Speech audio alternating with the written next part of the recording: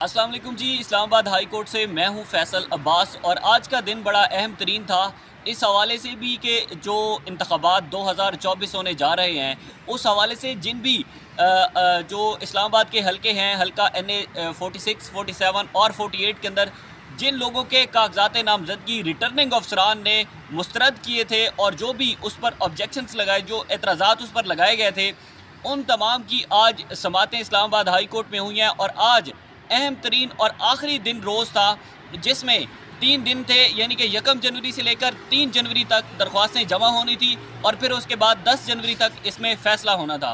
आज तीसरा रोज़ है और इस तीसरे रोज़ के अंदर तकरीबन मजमूई तौर पर 19 से 20 दरख्वास्तें जो थीं वो इस्लामाबाद हाई कोर्ट को मौसूल हुई। 2 रुकनी बेंच को जो इलेक्शन अपेलेट ट्रिब्यूनल बनाया गया है उसको, इसमें बेसिकली आज 16 दरख्वास्तें थी जिन पर समाअत हुई है। लेकिन जो चीज़ हमारे सामने आई है वो बड़ी एक हमारे लिए हैरान कुन थी कि किस तरह से कौन कौन से एतराज़ात लगाकर आरओज़ ने, रिटर्निंग अफसरान जो हैं उन्होंने जो उम्मीदवारान हैं उनके कागजात नामजदगी मुस्तरद किए हैं।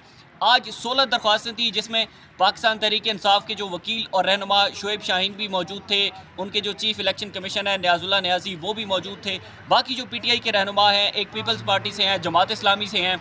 टोटल 19 से 16 पर आज समाअत थी। 3 शुएब शाहीन की दरख्वास्तें थी उन पर भी। लेकिन जो एक बड़ी भोंडी किस्म का एतराज़ सामने आया है वो मैं आपके सामने रखता हूँ, उसके बाद आपको अंदाज़ा होगा कि किस तरह से इस इलेक्शन को कंडक्ट करने के लिए एक सियासी जमात है उसको आउट किया जा रहा है या फिर जो एतराज़ात लगाए जा रहे हैं वो कितने अजीब तरीन हैं।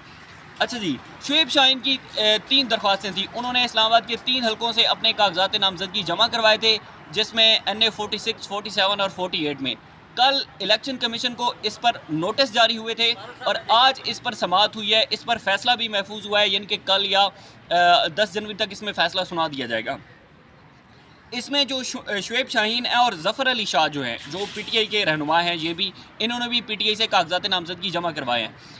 इन दोनों के जो एतराज़ात लगाए गए थे उसमें आज अहम इंकशाफ ये हुआ है कि दोनों के एतराज़ात रिटर्निंग अफसरान ने सेम लगाए हैं, यानी कि जो एतराज़ शुएब शाहीन के नॉमिनेशन पेपर पर लगाए गए थे वही कॉपी पेस्ट करके जो ज़फ़रुल्लाह शाह हैं उनके नॉमिनेशन पेपर पर वही एतराज़ लगाकर उनको डिस्क्वालीफाई किया है, यानी कि उनको इलेक्शन से आउट करने की, यानी कि उनके जो नॉमिनेशन पेपर हैं उनको रिजेक्ट किया गया है। सेम वही शुएब शाहीन को, जिस पर जस्टिस अरबाब मोहम्मद ताहिर जो इस्लामाबाद हाई कोर्ट के जो इसको देख रहे हैं, उन्होंने वो बड़े हैरान हुए कि ये किस तरह से हो सकता है कि जो रिटर्निंग अफसरान शुएब शाहीन के नॉमिनेशन पेपर रिजेक्ट करके उस पर जो एतराज़ लगा रहा है वही सेम वो ज़फ़रुल्लाह शाह जो हैं उनके भी नॉमिनेशन पेपर पर लगा रहा है। उसके बाद न्याजुल्लाह न्याजी जो हैं उनके हवाले से एक एतराज़ सामने आया कि उनकी एक गाड़ी थी, उन्होंने उसको डिक्लेयर नहीं किया हुआ था। शुएब शाहीन की जो प्रॉपर्टी है वो उन्होंने डिक्लेयर नहीं की हुई थी। बहरहाल ये कुछ ऐसी चीज़ें थीं जो कि जिनको बुनियाद बनाकर, वजह बनाकर जो नॉमिनेशन पेपर हैं उनको रिजेक्ट किया गया था। और अब इस पर जो इस्लामाबाद हाई कोर्ट का इलेक्शन अपेलेट ट्रिब्यूनल है उसने जुमे के रोज़ तमाम दरख्वास्तों को यकजा कर दिया है और जुमे के रोज़ इलेक्शन कमीशन को तमाम दरख्वास्तों में नोटिस जारी कर दिया है। उसमें फिर जुमे के रोज़ ये फ़ैसला होगा। लेकिन इसमें आज जो एक और अहम तरीन इसमें ख़बर सामने आई है कि Lahore high court Rawalpindi bench जो है उसमें एक कायम election tribunal justice Chaudhry Abdul Aziz ने रिटर्निंग अफसरान ने कागजात नामजदगी मुस्तरद किए थे जो इमरान खान के वकील हैं और इमरान खान के जो बड़े करीबी हैं। इनका नाम है जी बैरिस्टर उमैर न्याजी। इन्होंने जो मियाँ वाली का हलका है 89 और 90 जो हलका है उसमें अपने नॉमिनेशन पेपर जमा करवाए थे, वहाँ से रिजेक्ट हुए थे। उन्होंने फिर Lahore high court Rawalpindi bench से रिजू किया और उसमें आज उनके जो एतराज़ात लगाए गए थे उसको जो रिटर्निंग अफसरान का फ़ैसला था उसको रावलपिंडी बेंच ने कलअदम करार दिया है।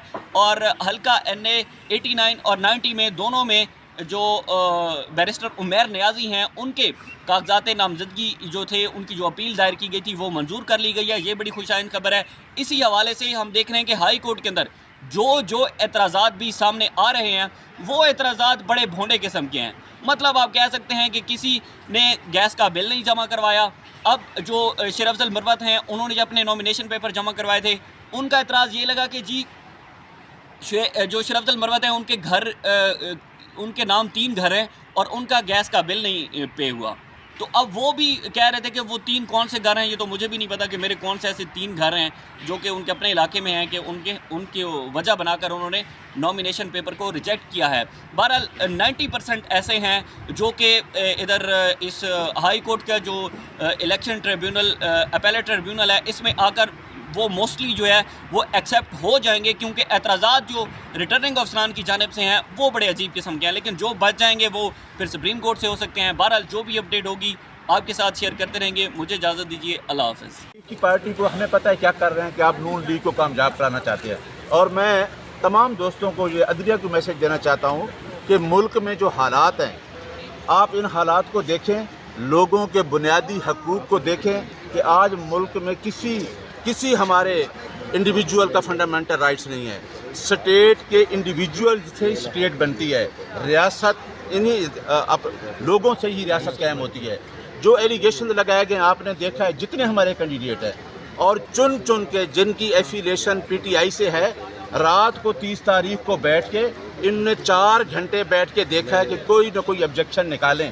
ये तो ऑब्जेक्शन आप तमाम लोगों ने शुक्र है देख लिया है, और जज साहब भी हंस रहे थे कि कई हलकों में एक आरओ ने, अगर एक कैंडिडेट के 3 पेपर जमा है तो एक आरओ का फैसला है, एक आरओ का फैसला जो 3 हलकों में उन्होंने इंट्रोड्यूस करा दिया है।